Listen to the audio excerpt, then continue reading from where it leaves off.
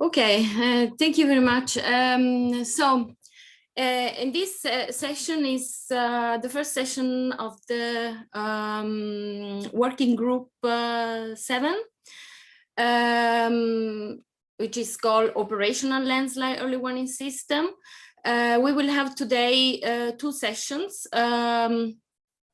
This one, chaired by me, Graciela Devoli, and the second one later this evening here in Central Europe, chaired by Corey Frese. And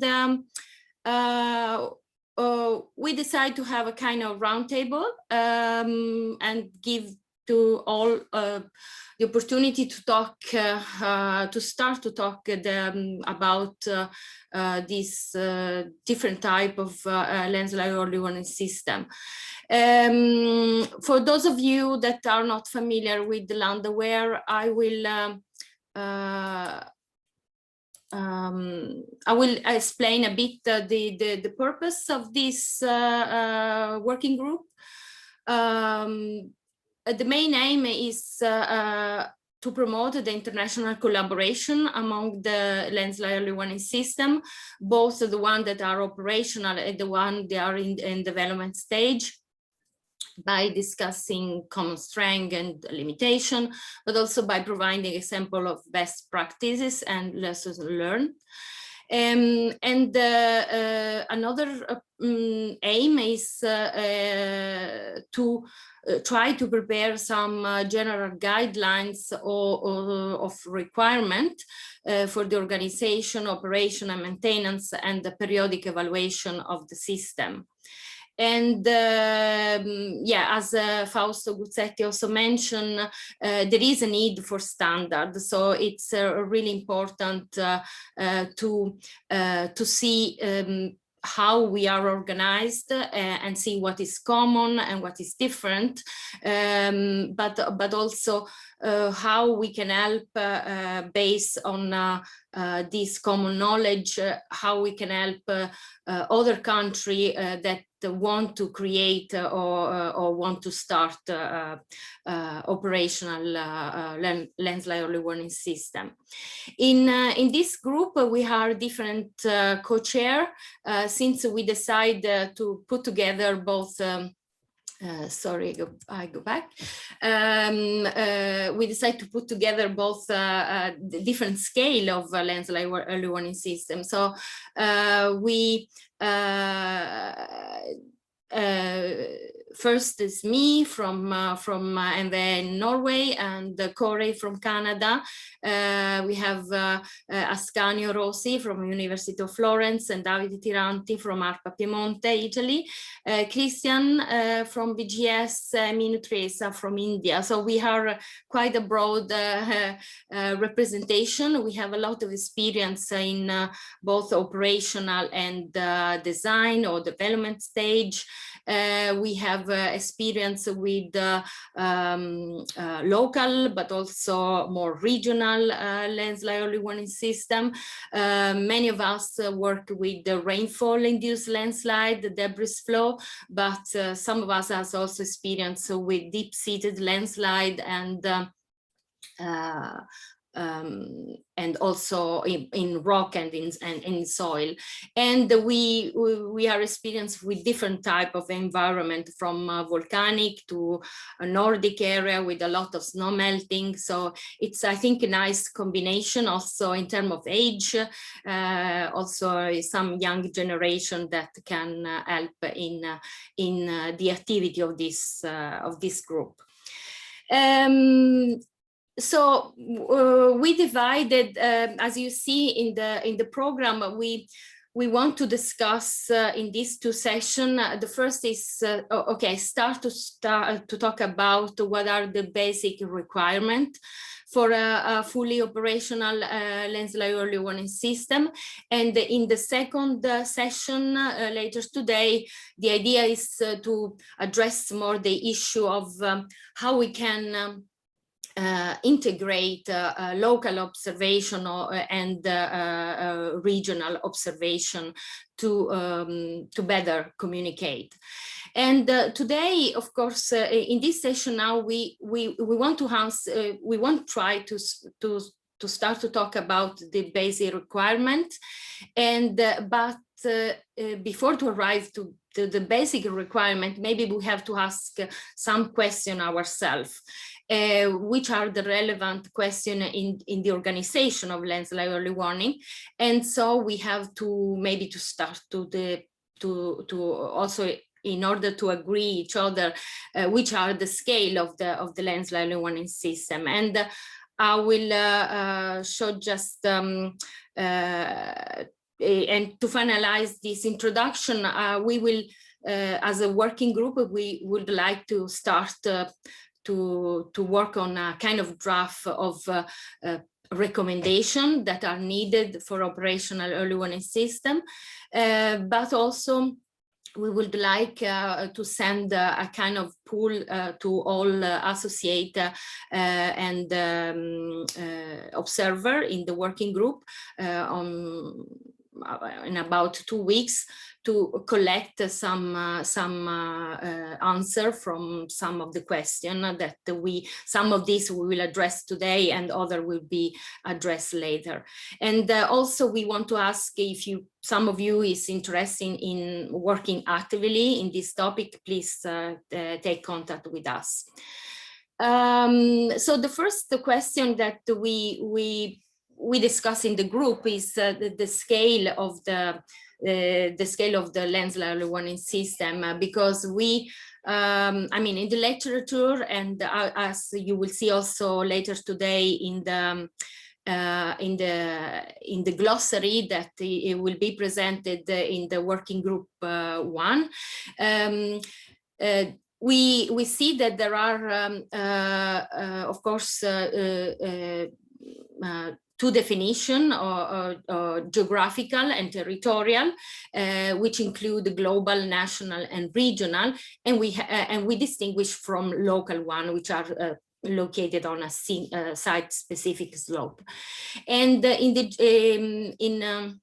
the geographical or territorial, there was a distinction between global, national, and regional. And we see that the definition of national and regional is somehow more or less the same. So we discuss, okay, maybe we should just drop the national definition and move on the regional. But for those of you, and before we start to the question, I thought that maybe it could be useful for those of you that are not familiar with these terms. I made an example what global means and what regional means. It's important also that we remember that when we talk about scale, maybe we should distinguish when we talk the scale of the operation and maybe the scale of the warning, because they can be two different things. So for example, if I'm so we at MVE, we operate nationally in the case of the landslide early warning for rainfall-induced landslide. So it's nationally, but we warn at regional scale.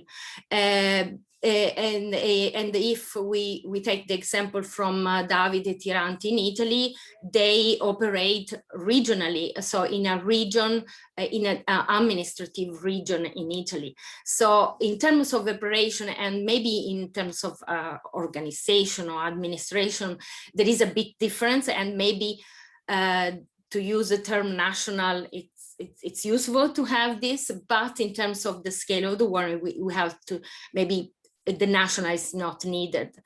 And just to remember, so a global, we have already also Dr. Guzzetti mentioned the global from NASA.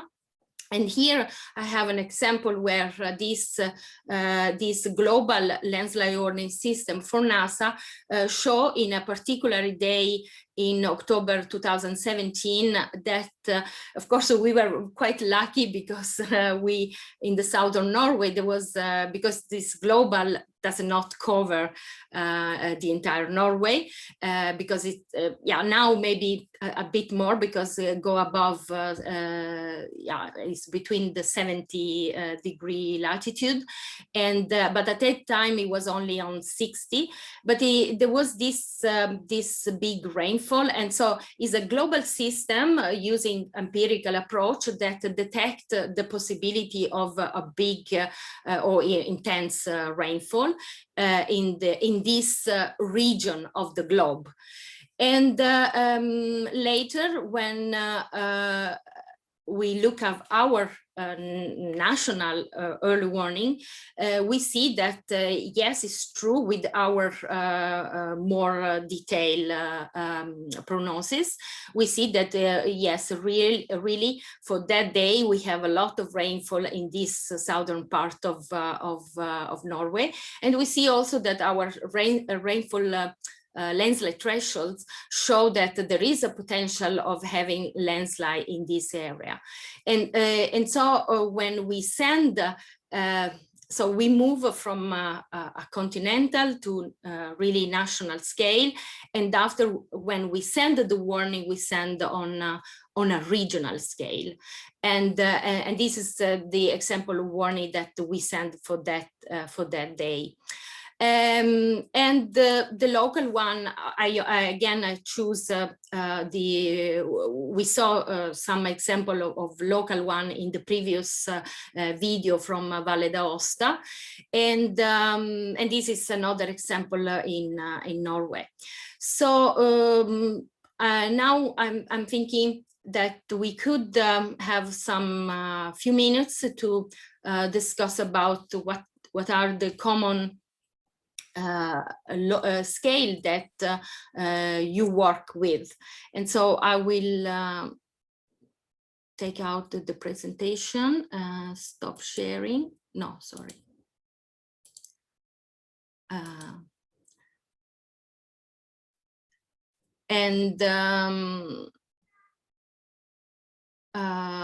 I opened the floor. We thought that we could start to talk just to break the ice to see what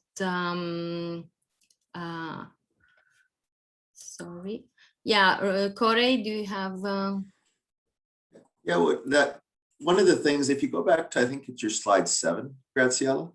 Okay, do you see my presentation? I see your presentation still, so go back to slide 7, where you talk about the scale of operation and the scale of warning.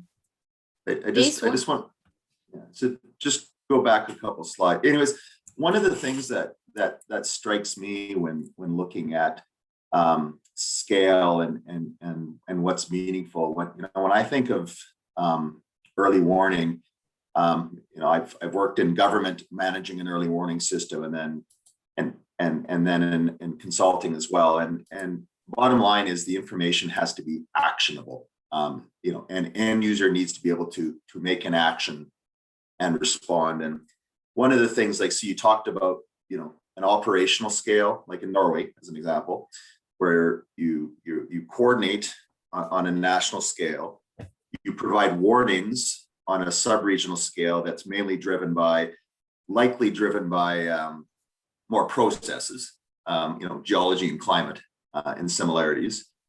And then actions, that's really where, like, when we talk about, we've had a lot of discussions, really good discussions within this group, just on the planning calls, where, as we said, we could just have a discussion amongst our group for an hour, which would be interesting. And we talk a lot about national and regional. And, I think a lot of, landslide and processes, are things that we think about regionally based on commonality of geology and climate. But the actions and the scale of actions are very, very different and very targeted. And that's a big part of, when organizing landslide early warning and making the decision between, regional, national, global.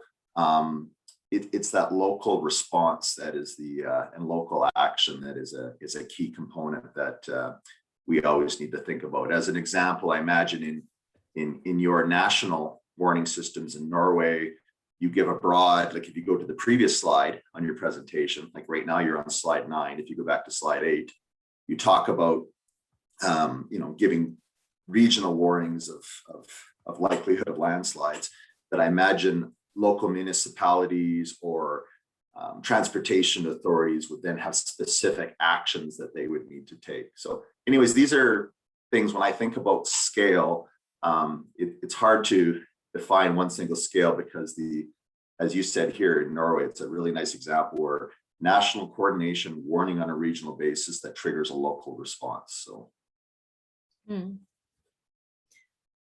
Yeah, it's difficult for me to see who has raised the hand. So, Michelle, but I can maybe I raise the hand if I can, Graziella, because I wanted to ask to Corey. They just talked. It's very interesting, talking about the fact that the scale for actions is different from the others. But are you always assuming that it's local, the scale of the actions, and must be local at all times? Or are you also saying that there is indeed also, maybe a regional scale for actions for some decisions to be taken also at the regional or even national level? Or I'm wondering whether you're assuming that the scale of action is always a local one or not. Well, and this is where it gets really interesting, right? So my practice in North America, I started my career on local, big rock slopes, downslope, well-defined consequent zone.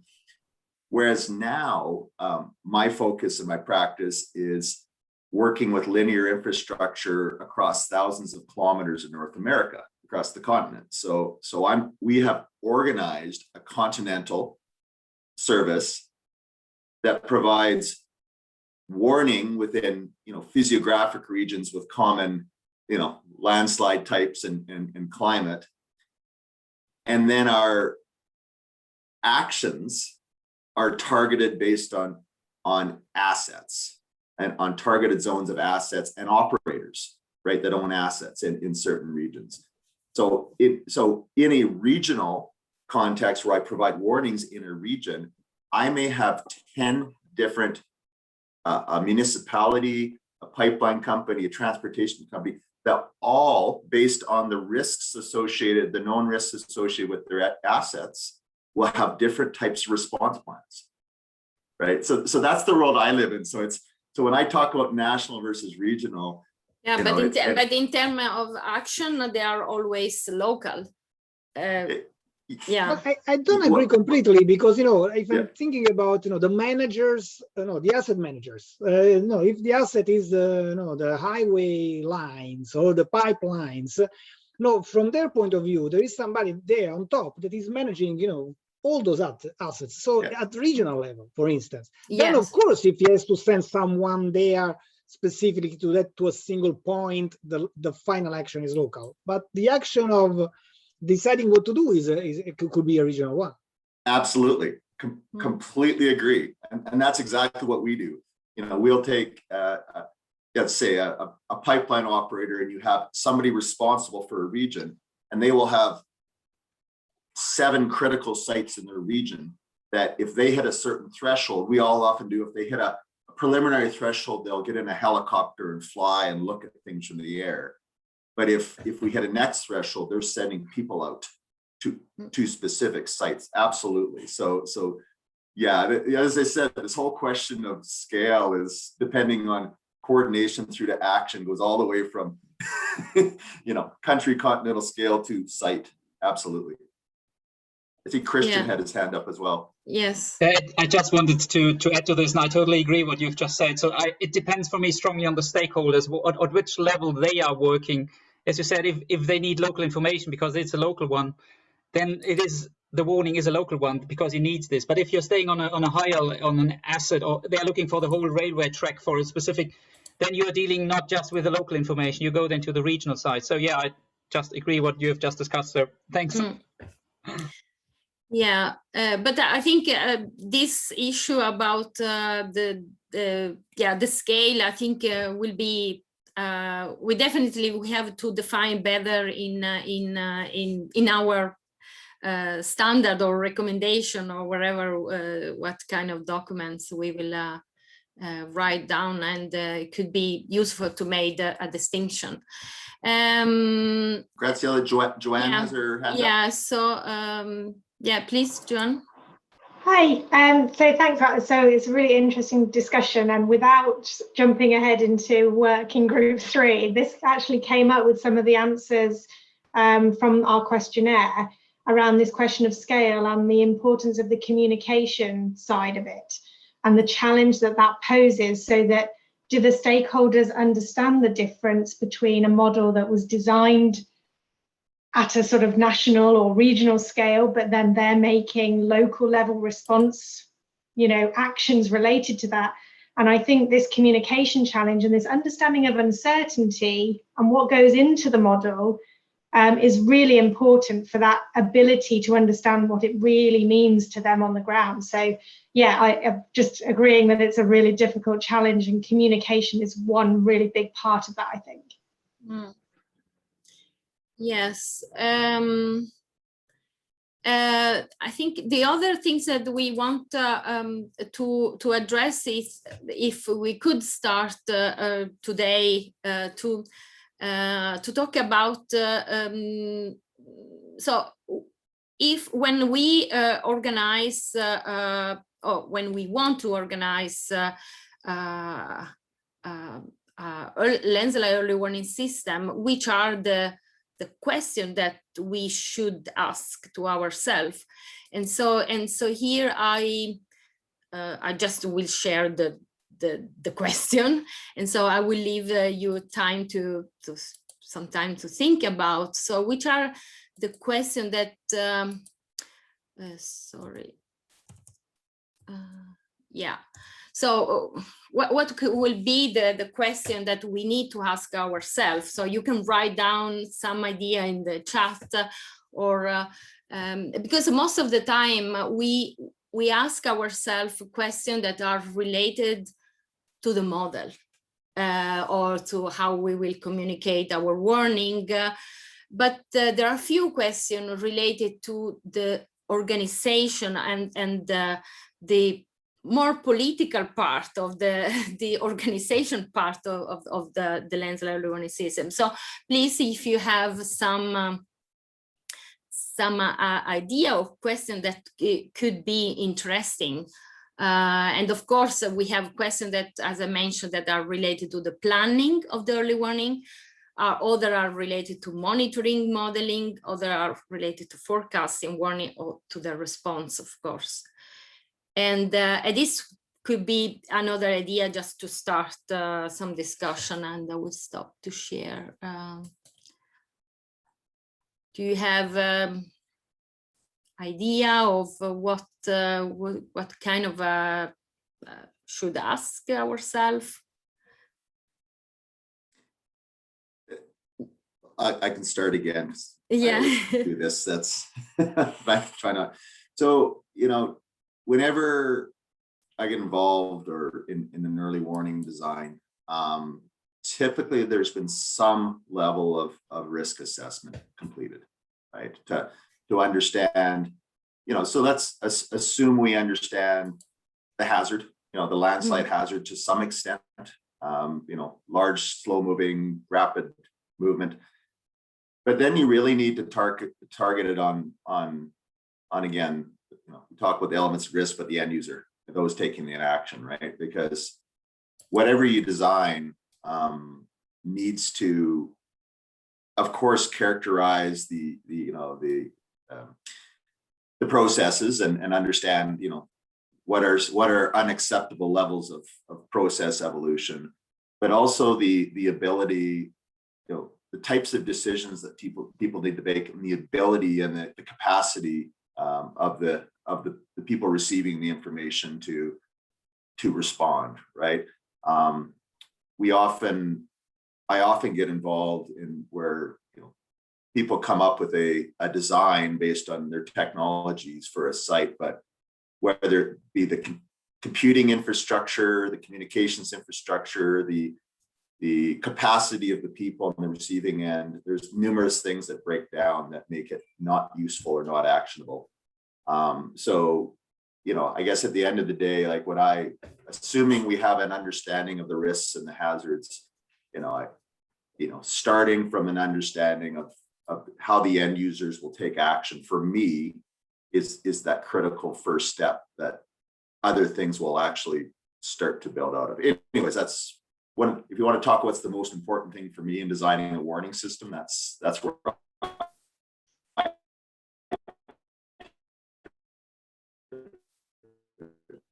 Yes, I lost you.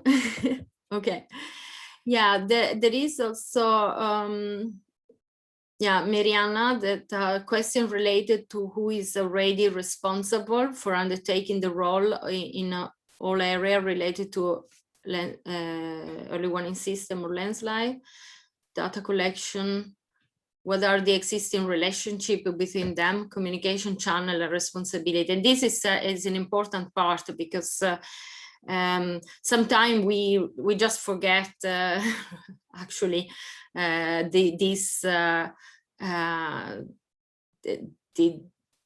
first sometimes we forget that there is an interdisciplinary maybe or institutional. We need to collaborate with many different organizations, and sometimes this role or the responsibility are not very clear, and when we start to discuss this, it's probably too late.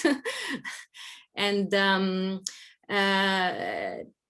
other question can be, of course, if we need a landslide early warning system before we started, because sometimes we just jump, or because we have a nice model, we just jump and convince everybody that this is good to start. But maybe, I mean, I'm just asking, are there other idea of thinking about, for example, one thing that we sometimes forget is who are our stakeholder, because it depends how we start the process. Assessment to understand the need, because I've seen a number of systems in Canada, in Norway, where we've jumped to early warning, where that's not where we wanted to be. And that also then puts certain responsibility and expectations on people on early warning. So that is very critical to understand whether you even need to move to early warning, whether you understand enough about the actual slope processes themselves, or whether based on your range of controls or risk treatments that warning and actual warning systems actually required. So really important point.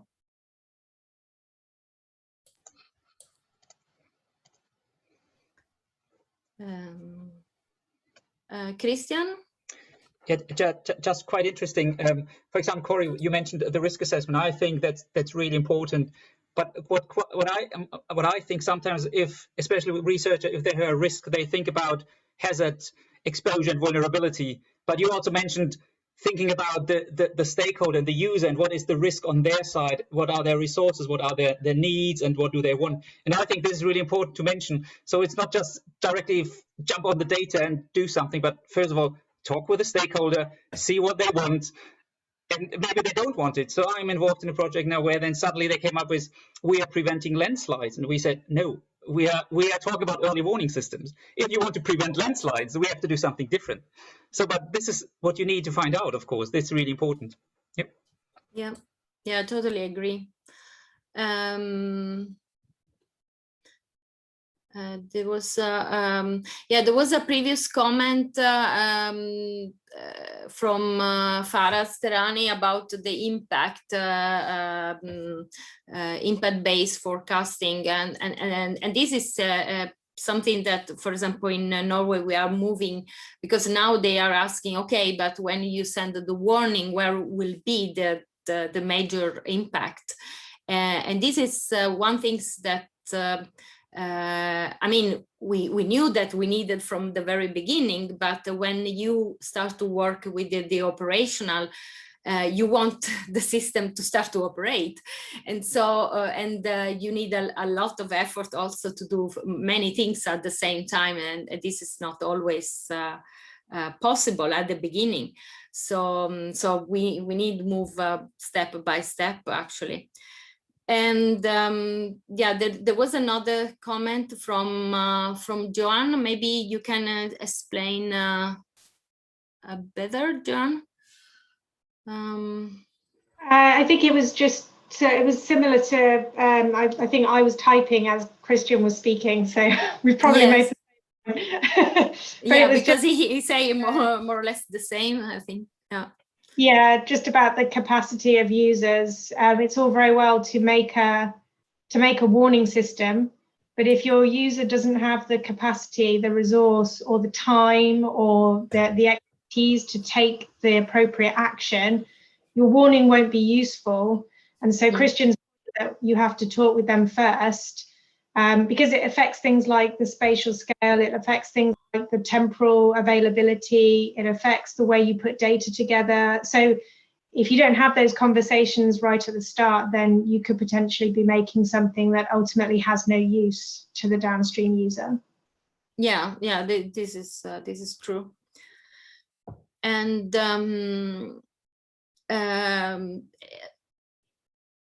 yeah, of course we I try to make a kind of a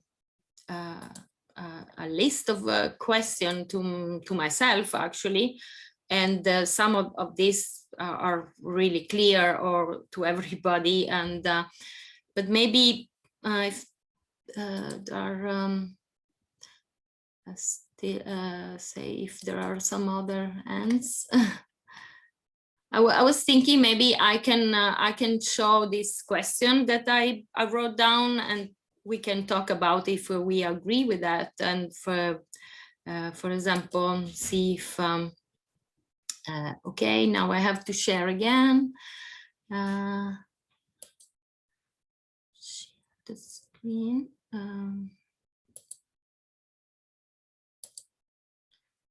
So here I try to put some questions, and it could be nice to comment. So of course, yeah, first what we discuss, if it's necessary, the organization, and of course the risk assessment is necessary for which hazard we want to organize a landslide early warning system, and sometimes we are thinking only in one landslide, but in the reality, in this area, when there is a kind of weather situation, we can have many different hazards.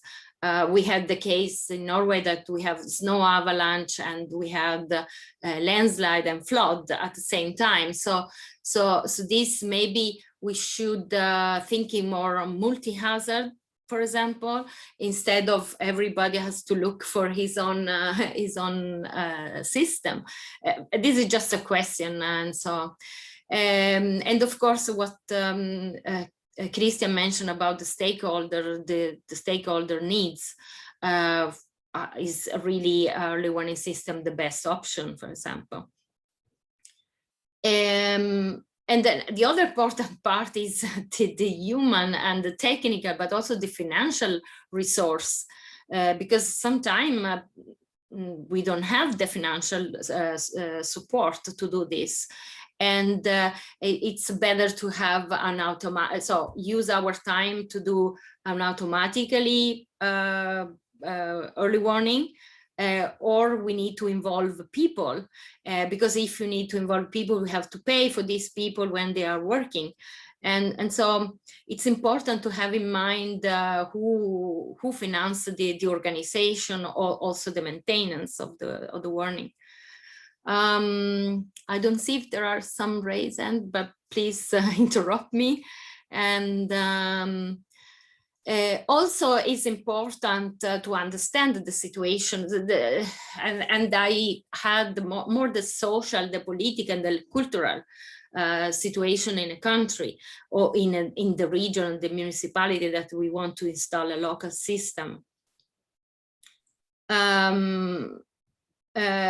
Sometimes we see that there are a lack of legal statement that allow the organization of less early warning system. So maybe we realize that after 5 years that we are running, that we need to create this legal statement, or we have to modify in a sense some rules that are politically a rule. And sometimes also, yeah, of course, how many people we need, I'm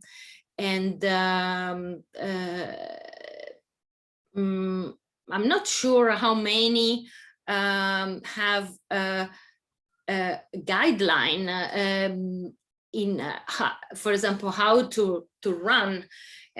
Because we have written guideline how we do the daily evaluation, but sometimes there are not so many guidelines to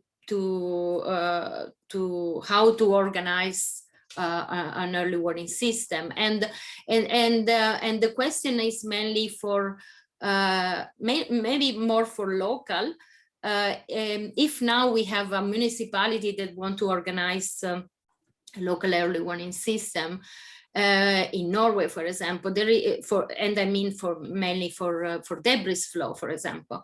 Today there is no there are not guidelines, so there is no it say in the law that the municipality has the responsibility to organize a local warning. But there are not guidelines, so nobody knows how to organize this. And also the question is who should write these guidelines. And another thing that it's sometimes underestimated is the balance between the time that we use for the operational part and the research, because sometimes you start to do research, but you are interrupted by an emergency, and so by the operation of the system, and so it's very difficult to create a balance. And this is in many countries where we are dealing with both operational and resource. In other countries, maybe you have already a group that is dedicated to the research. So do you have any comments about some of these this question?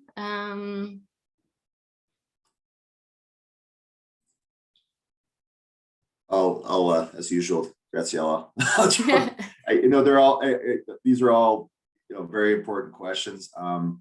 Monitoring and warning in the research context it's fascinating, but it's simple in the respect that it's you're learning, but yeah, understanding moving to warning.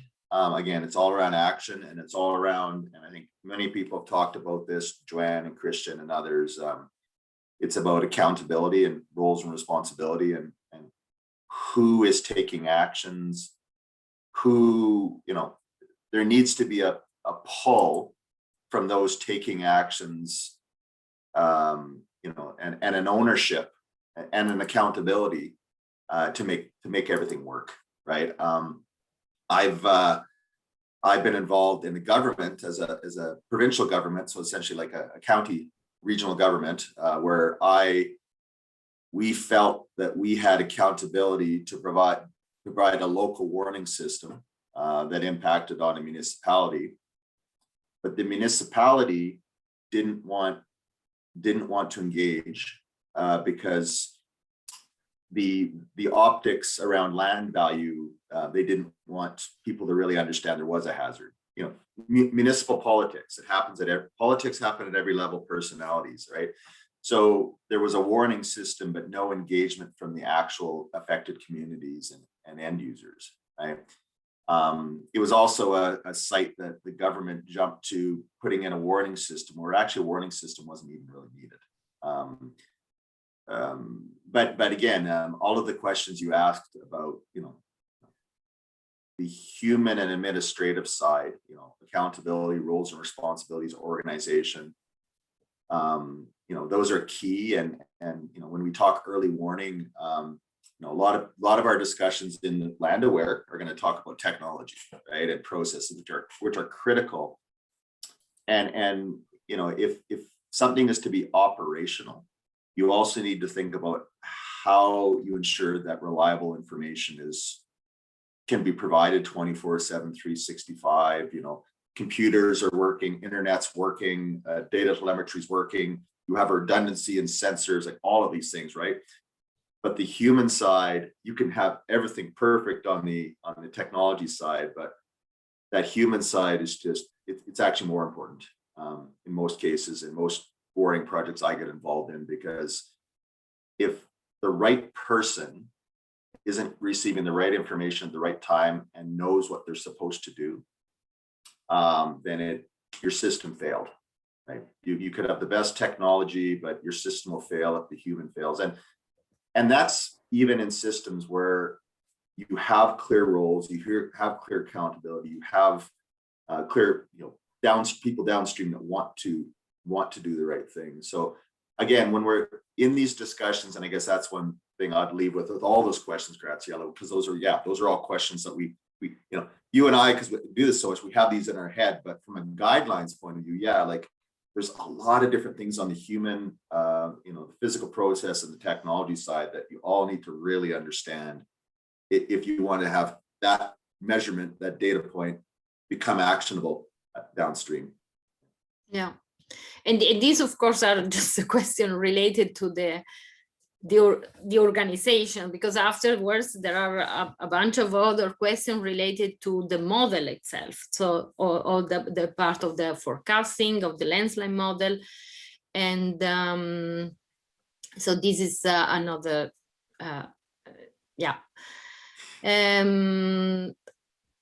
so I saw there was it'll be interesting, Graziella, like just with the different groups, because I know there's different people from the different working groups on here.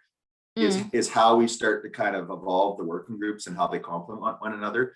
Because on the operational side, like, that human side, those questions you ask are so critical, and likely, operational is probably where this group really, really focuses. Also because there was the discussion initially of if we should put together the local and the regional one. And when we made all this question, actually in the organization, there is no difference. So this is what I'm trying to collect people together, because in the organization itself, or in the organization of the how you run the model, it's almost the same. At the end, what is different are the instruments, so maybe other approach, but this can be separated later. But I think in the first part, they are similar. So this, to go back to this similar or difference, and I think we should start from the very beginning to see if they really are different. They're really some difference between them. And of course, in terms of organization, not. In terms of communication, probably not. So it's mainly in terms of the method, the approach that we use, of course, will be different. There was, I think, a comment from Davide. Do you want to explain, Davide, or are you there? Because he said that the big challenge is to solve the problem, the so-called last mile, when a regional alert is issued. It concerns a large portion of the territory. Maybe the prediction is precise, temporary, but not in space. And how can stakeholders use this information? Yes, and this is and depends again if our stakeholder is a road authority that has a regional I say, is interested in the region for this sector of the transportation line. And so in this case, he can be interested both at regional, but he wants a precise local information. So this is, one part that we should consider also.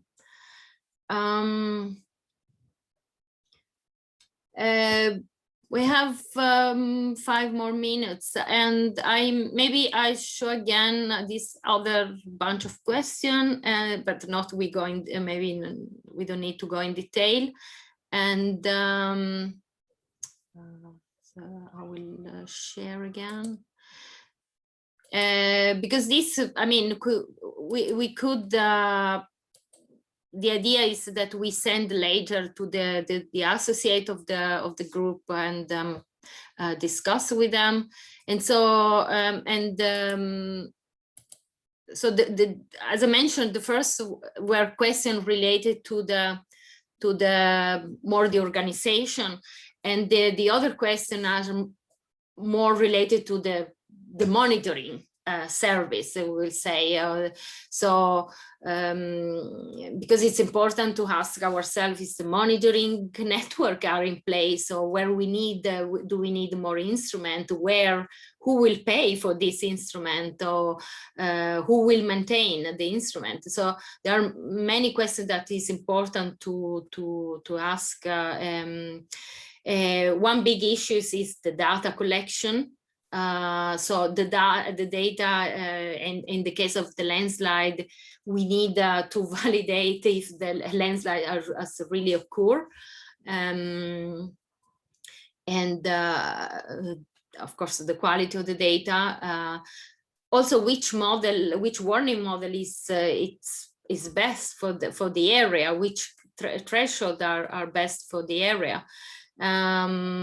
Also, of course, when we move, we have a nice warning model in place, which satisfy. Maybe we should also have a question related to the warning message, what we should communicate, and of course, we are not always happy with the way how we communicate, and because we are not sure if somebody understand our message. So it's important from time to time, maybe doing some questionnaire and ask to the people if the message are received and if they take action actually. So so this was my idea, that we should in the group. Of course, now in our group we had only one meeting just to meet each other. I think it was in March, and so the idea is that we discuss more in detail these other topics. And of course, we could prepare a kind of list of the basic requirement. And of course, we have a list of possible that we could discuss later on. Another thing that I was, while I was preparing the presentation, was because also Fausto Guzzetti mentioned that in the literature review that they did, there was this distinction between design, system, or pre-operational, experimental, operational, and they could be nice maybe to set up some criteria, what do you need in order to define a landslide early warning system in a design stage, or pre-operational? What are the criteria, or which requirement need to have in order to be in this category? So this was basically some idea that we would like to discuss in the group, and of course with everybody. So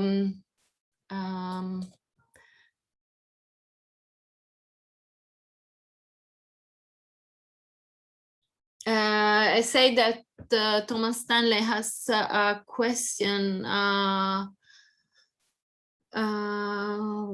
What is a good way to elicit definition of success from stakeholder acceptable false alarm? Here I'm not sure if I understood the question. You answer already?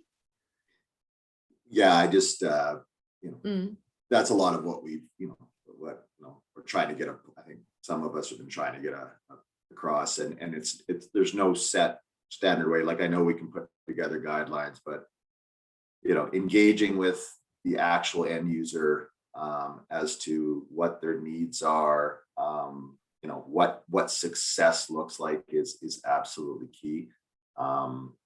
It's you want to talk to them, and I'm not sure how. And again, culturally, based on the various different things, that's going to vary how you do it. But yeah, that's a key. That's it's a key component, key to figure out. And again, hopefully, as part of this group, we can share experiences on what's worked to most effectively engage. Yeah, but I think if I think we can stop here and have if we have some, we take a break now, since we had the previous section, it was a bit longer. So I think we stop here, and we see in 8 minutes. Okay, thank you very much. And please, if you have any comments, leave in the chat, or just contact with one of us chair. Thank you very much for following this session. Bye.